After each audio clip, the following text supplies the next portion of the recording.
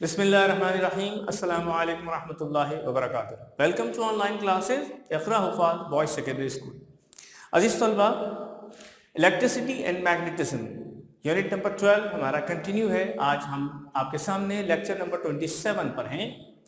आज हम पढ़ेंगे इलेक्ट्रिक मोटर किस तरह से वर्क करती है, इसका बेसिक प्रिंसिपल क्या होता है। सबसे पहली बात तो ये हम आपको रिकॉल करते चलें कि हमने पिछले लेक्चर में आपको ये बात बताई थी कि नॉर्थ पोल और साउथ पोल एक बार मैग्नेट के दो कॉर्नर्स होते हैं और नॉर्थ पोल और साउथ पोल के दरमियान में एक अट्रैक्शन पाई जाती है। यानी अगर एक नॉर्थ पोल और साउथ पोल को बिल्कुल करीब रखा जाए तो दोनों अट्रैक्ट करेंगे, लेकिन अगर बाय फोर्स इनको थोड़ा सा फासले पर रख के इनकी अपनी एक फील्ड जनरेट कर दी जाए, जैसे कि हमने यहाँ पर एक नॉर्थ पोल और एक साउथ पोल यहाँ पर बताया है। अब इन नॉर्थ और साउथ पोल में आप ये देख सकते हैं कि दोनों को हम अगर चाहें तो इनको अगर लूज छोड़ देंगे तो दोनों अट्रैक्ट हो जाएंगे, दोनों एक दूसरे के साथ मिल जाएंगे। लेकिन हमने बाय फोर्स इनको एक फासले पर रखा हुआ है, लेकिन इलेक्ट्रिक फील्ड मैग्नेटिक फील्ड इन दोनों के दरमियान में बन रही है। और ये बात भी हमने आपको पिछले लेक्चर में बताई थी कि इसके गिर्द एक मैग्नेटिक फील्ड बनती है जिसकी डायरेक्शन होती है फ्रॉम नॉर्थ टू साउथ।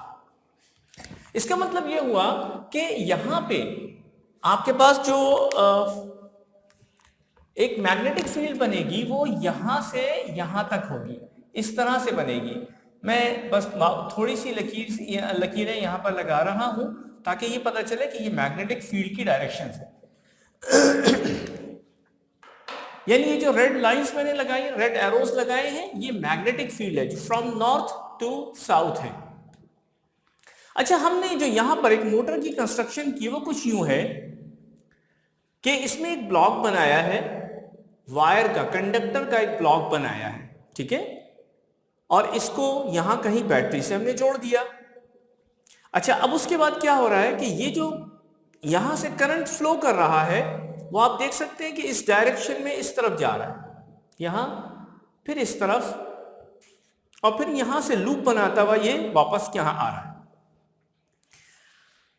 तो एक बात ध्यान में रखिएगा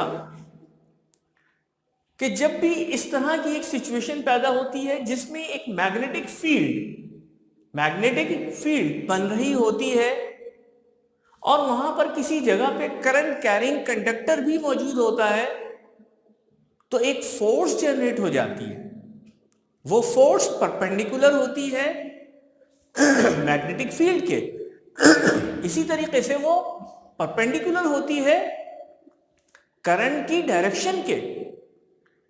यानी ये तीन चीजें बन गई, एक बन गई मैग्नेटिक फील्ड, एक बन गया करंट, और एक तीसरी चीज मैंने आपको बताई, एक फोर्स बनती है। ये जो तीसरी चीज फोर्स है वो हमने यहाँ पे एरो से बताई है। यहाँ पे ये एक ऐसी फोर्स और एक ही यहाँ पर फोर्स।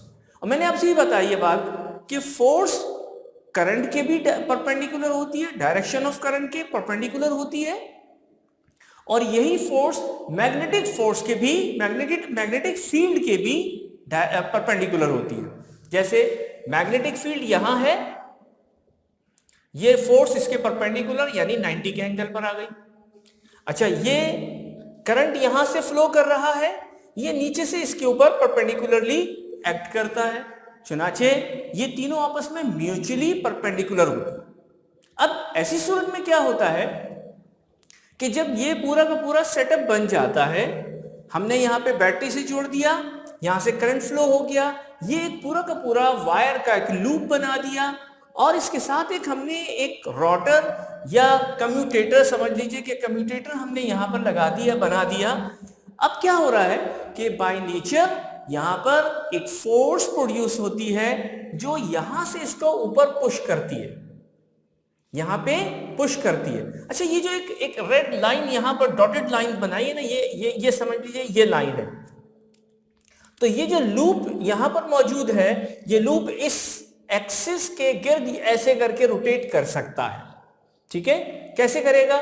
ये ऐसे रोटेट करेगा इस तरफ, क्योंकि नीचे से फोर्स लग रही है तो ये कहां जाएगा, ये ऊपर की तरफ टर्न कर जाएगा, और एट द सेम टाइम ये वाली लाइन है, ये वाला लूप का ये वाला हिस्सा है, ये नीचे की तरफ चला जाएगा, क्योंकि ये पूरा का पूरा ये बिल्कुल इस किताब की तरह से रोटेट करेगा। देखिए हम आपको एक चीज बताएं, देखिए ये एक चीज है, ये जो एक्सिस है ये रेड लाइन है ये वाली, और ये यहां पर ये ऐसे है, ठीक है।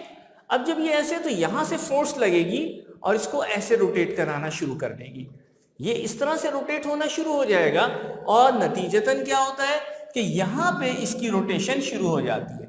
ये वो रोटेशन है जो हम आमतौर पे अपनी मोटर में, घरों में देखते हैं कि जब भी हम इलेक्ट्रिसिटी प्रोवाइड करते हैं तो मोटर चलना शुरू हो जाती है। उसके पीछे जो बेसिक फंक्शन होता है वो यही फंक्शन होता है।